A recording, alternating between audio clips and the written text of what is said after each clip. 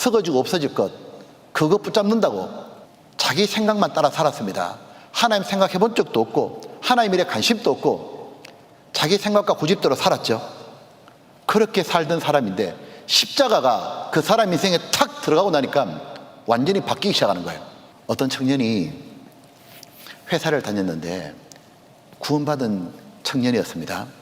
간증을 들었는데 이 청년이 회사를 다니면서 작은 월급을 받고 다녀요. 근데 항상 웃었어요. 항상 웃고 항상 행복하게 사는 거예요. 분명히 근심 걱정이 있을 건데도 구원을 받고 교회 생활하는 가운데 항상 웃고 지내고 항상 남들에게 베풀고 웃고 이러니까 그 회사에 대기업 회장님이 불러서 물어봤답니다. 너는 도대체 월급을 얼마 받냐? 딱 듣더니 그런 쥐꼬리 많은 월급 받고도 네가 행복하냐? 너 그 월급 받는 거 돈 어디 쓰냐? 한번 내한테 소상히 말해봐라. 그렇게 했답니다. 그 회장님이 물어보시니까 이 청년이 어쩔 수 없이 말을 했다 그래요. 이 월급 받아가지고 11조 하고 청년회 헌금하고 건축 헌금하고 뭐하고 헌금 다 하고 나니까 그 다음에 부모님께 용돈 드리고 그러고 나니까 본인에게 쓸 게 없잖아요.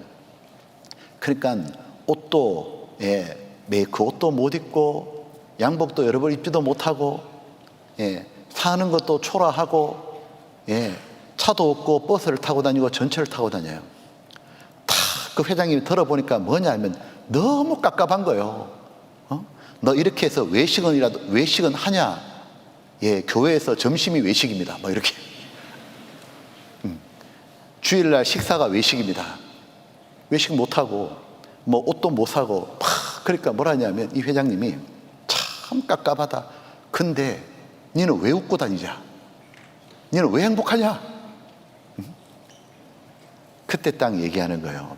그 청년이 뭐라고 했냐면 십자가입니다. 십자가. 예수님, 그분이 저를 이렇게 바꿔주셨습니다. 세상에 부러운 것이 하나도 없습니다. 그 회장님이 뭐라고 하느냐면 나는 정말 네가 부럽다고. 그 회장님이 돈이 너무 많아가지고 돈을 주체할 수 없는데 어떻게 해도 안 되는 그 행복을 너는 어떻게 가지고 있냐고. 바로 예수님이 그랬다고. 사람들에게 십자가 미련해 보일지 몰라도 우리에게 그 십자가는 바로 내 쓰디쓴 인생을 단 인생으로 바꿔주신, 달콤한 인생으로 행복하게 바꿔주신 바로 하나님의 능력이었던 거예요. 하나님이 십자가로 나를 치료하시는 거예요. 그 다음 주님은 어떻게 하시냐면 십자가로 내 영혼을 살려내고 난 다음에 그 다음부터 계속 내 마음도 바꾸고 생각도 고쳐주시고 삶도 말하는 것도 모두 치료하시죠. 보면 구원받은 사람의 주님 뭘 하시죠? 생각을 고쳐요. 생각을. 구원받기 전에 우리는 땅의 일을 생각하는 자였습니다. 빌립보 3장에 보게 되면 저희는 저희의 부끄러움에 있고 땅의 일을 생각하는 자라. 근데 구원받기 전 우리는 땅만 생각하고 육신의 생각만 쫓았잖아요. 그러니까 이 세상이 전부인 줄 알고 어떻게 하면 남들보다 잘 먹고 잘 살까? 어떻게 하면 앞서갈까? 그리고 악한 걸 생각했습니다. 죄의를 생각하고 은수를 미워하고 보복할 생각했습니다. 허무한 것만 생각했잖아요. 썩어지고 없어질 것, 그거 붙잡는다고 자기 생각만 따라 살았습니다. 하나님 생각해 본 적도 없고 하나님 일에 관심도 없고 자기 생각과 고집대로 살았죠. 그렇게 살던 사람인데 십자가가 그 사람 인생에 탁 들어가고 나니까 완전히 바뀌기 시작하는 거예요. 무엇이냐면 성령이 마음속에 딱 오시고 난 다음에 이전과 한 번도 생각 안 해봤던 다른 생각을 하고 살게 하시는 거예요. 무엇이냐면 하늘을 생각하는 거예요. 하나님을 생각하는 거예요. 예수님을 깊이 생각하는 거예요. 위의 것을 생각하는 거예요. 영의 일을 생각하는 거예요. 교회를 생각하고 형제님을 생각하고 교회를 염려해요. 옳은 걸 생각하고 구원받지 못한 사람의 그 결말을 생각하고 눈물을 흘리는 거예요. 예수님을 깊이 생각하고 예수님이 어떤 길을 걸으셨는지를 생각하고 예수님이 어떤 영광을 얻었는지를 생각하고 기꺼이 예수님이 걸어갔던 길을 따라가려고 그러잖아요. 주님은 말씀으로 우리들을 생각을 계속 바꿔가셔요. 구원받은 사람에게 주님이 어떤 걸 하느냐 하면 영혼을 딱 구원하시고 난 다음에 생각을 바꿔가시는 거예요. 계속 하늘 일을 생각하도록. 가정의 문제가 자손의 대물림이 돼요. 부모의 이혼을 보고 자랐기에, 부모의 다투는 걸 보고 자랐기에 결혼하고도 따라하잖아요. 나중에 사회 문제로 학대되고 결국 국가가 흔들리는 원인도 돼요. 근데 주님이 어떻게 하셔요? 딱 구원받은 사람이 주변의 사람과 관계도 모두 화목하는 관계 쪽으로 바꿔가셔요. 왜? 구원받은 사람은 주변 사람 전도하고 싶으니까, 그들을 사랑하니까. 그래서 파괴되는 가정이 회복되잖아요. 주님이 먼저 남편이 구원받고 나면 아내에 대해서 남편이 모든 걸 용납하고 받아주기 시작하잖아요. 아내의 짜증도 받아주고 불평도 받아주고 어떻게든지 간에 구원시키려고. 구원받고 나면은 구원받은 가정은 서로 다투다가도 하나님을 생각하니까 이러면 안 되니까 이 가정이 온전해지잖아요. 나중에 아내가 구원받고 가족이 다 구원받아가지고 하나님의 말씀을 따라 가정 생활하니까 가정이 전부 다 화목한 거예요. 원래 이혼하려고 그랬는데 구원받고 난 다음에 너무 인꼬처럼 바뀌어가지고 그렇게 사람들이 살아가지 않습니까? 주님은 가정도 치유해 주시고 이웃 간의 관계도 치유해 주잖아요. 그래서 그렇게 미워하던 원수인데 구원받기 전날까지 저 인간은 내 눈에서 사라졌으면 좋겠어. 저 인간 보는 순간부터 나는 오늘 하루 잡쳤다 생각했는데 구원을 딱 받고 나니까 그 인간 또 불쌍한 거예요. 그래서 가가지고 네가 내한테 한 거 생각하면 내가 참 그래도 너도 구원 받아야 된다고. 그리고 시간 지나면 점점 원수도 잘해주고 전도하려고 그러잖아요. 보면 여호와 라파. 여러분, 이스라엘 사람들이 하나님의 정인, 여호와의 정인이잖아요. 여호와 라파의 정인이 누구예요? 바로 구원받은 우리들이요. 여호와가 치료하신 하나님인 거 어떻게 알 수 있어요? 멀리 가서 볼 거 없어요. 여러분 자신이에요. 여러분 옆에 있는 형제 자매님이에요. 한번 보셔요. 더 죄밖에 짓지 않고 살던 사람이 구원을 받고 난 다음에 의롭게 바뀌었잖아요. 피도 눈물도 없던 사람이 구원받고 난 다음에 그 눈물을 흘리며 다른 사람 위해서 구원해서 기도하잖아요. 우리는 원래 이렇게 살 사람들이 아닙니다. 무엇이냐면 한 나무가 그 서짓은 물에 떨어져 가지고 단물이 됐던 것처럼 내 인생에 십자가가 들어가지고 여호와 라파이신 예수님이 내 인생에 들어오셔가지고 모두 바꿔주신 거예요. 그리고 우리를 이제 주님은 이제 우리의 삶을 계속 치유해 가셔요. 이 병이 중할수록 고치는데 시간이 좀 걸리잖아요. 우리는 너무 큰 병에 걸렸었기 때문에 생명은 건졌지만 우리가 완전히 건강해지는 데는 계속적인 치료가 필요해요. 우리의 생활 구원은 단번에 되는 게 아니라 계속적으로 주님이 치료해 가셔요. 창세기 1장에 보게 되면 지구가 혼돈하고 공허했잖아요. 그때 하나님이 빛이 있으라 하심에 빛이 있었고 그때부터 지구를 고치는데 하나님 보시기에 심히 좋았더라. 되기까지 6일의 시간이 걸렸습니다.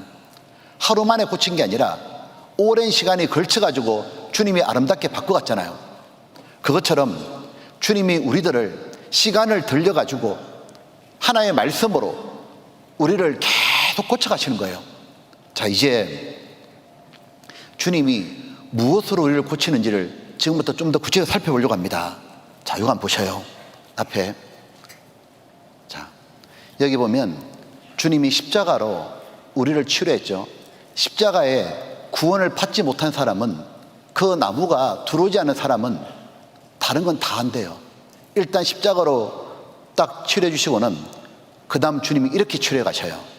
어떻게 하냐면 말씀으로 우리 영혼을 치료해 가시고, 주 안에 거함으로 기업고 치료해 주시고, 고난으로 치료하시고, 자기 한계를 깨달음으로 치료하게 하셔요. 징계로 치료하셔요.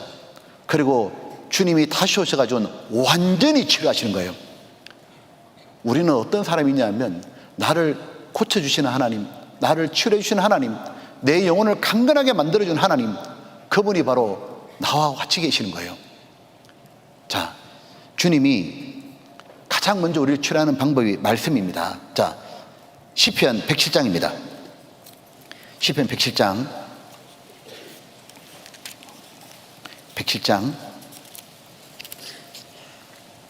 107장에 이렇게 되어 있습니다. 107장, 자, 지금부터는 이제 잘 들으셔야 됩니다. 107장 20절입니다. 자, 같이 읽어보겠습니다. 저가 그 말씀을 보내어 저희를 고치사 위경에서 건지시는 도다. 하나님이 뭘 보낸다고요? 말씀으로 저희를 고치신다고. 그러면 고치면 어떤 일이 벌어지냐면 9절입니다. 9절, 저가 사모하는 영혼을 만족해 하시며 줄인 영혼에 좋은 것으로 채워주시미로다. 하나님께서 말씀을 딱 보내가지고 우리를 치료해 주시는데 어떻게 치료하냐? 영혼에 만족을 주는 거예요. 줄인 영혼에 좋은 것으로 가득 채워주시는 거예요. 다윗이 자신이 영혼이 침체될 때마다요, 다윗은 하나님의 말씀으로 다시 영혼이 소성되고 치료를 받았습니다. 자, 시편 19장 하나 봅시다. 시편 19장 하나님이 나를 치유해 주시는 방법, 내 마음에 힘을 주시는 방법이 전부 다 말씀인 겁니다. 시편 19장 여기 7절입니다.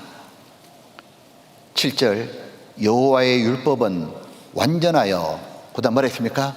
영혼을 소성케 하고, 여호와의 증거는 확실하여 우둔한 자로 지혜롭게 하며, 여호와의 교훈은 정직하여 마음을 기쁘게 하고, 여호와의 계명은 순결하여 눈을 밝게 하도다. 다 고쳐준단 말이잖아요. 여기 보면 먼저 7절에 여호와의 율법은 완전하여 영혼을 소성케 하고, 영혼이 침체에 빠질 때 주님은 말씀으로 영혼을 고쳐주시는 거예요. 여기에 특징이 이래 있죠. 여호와의 율법은 완전하여. 그 말은 뭘 말하냐면 하나님의 말씀은 완전하기 때문에 야구로 치자면은 영혼의 만병통치약을 할 수 있는 거예요. 그래서 이 성경에는 사람의 영혼을 치료할 수 있는 모든 약재가 다 들어있는 겁니다. 어떤 영혼이든 어떤 상태에 빠졌든 간에 자기가 사모하는 마음으로 말씀 앞에 나오면은 주님이 이 말씀으로 보내가지고 다 고칠 수 있는 겁니다. 여러분 한번 물어볼게요. 여러분 정말 죄에서 벗어나고 싶어요? 여러분이 지금의 삶에서 탈피하고 싶어요? 영혼이 침륜에 빠졌다면 정말 다시 힘있게 일어나고 싶어요? 다시 정말 영혼이 고침받고 싶어요?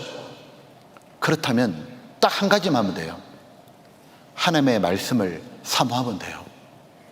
그 말씀을 사모할 때 하나님은 여호와 라파를 경험하게 하시는 거예요. 보면 이 성경에는 성령께서 역사하시고 성경은 강물과 같습니다. 근데 성경에는 어떤 강물이 흐르느냐 하면 거룩한 강물이 흘러요. 그래서 이 성경의 물을 흠뻑 마시는 사람은 어떤 일이 벌어지냐면 그 사람은 거룩한 사람으로 바뀌어가는 거예요. 죄에서 벗어나는 거예요. 이 성경에는 용서의 강물이 흘러가잖아요. 그러니까 성경을 흠뻑 마시는 사람은 속이 좁은 사람인데 마음이 넓어지는 거예요. 말씀을 정말 가까이 하는 사람은 형제 자매를 이해하고 원수 같은 사람도 용서하는 사람이 되어가는 겁니다. 이 성경엔 사랑의 강물이 흐르잖아요. 이 성경의 강물을 흠뻑 마시는 사람은 자기가 사랑하는 사람으로 바뀌어가는 거예요.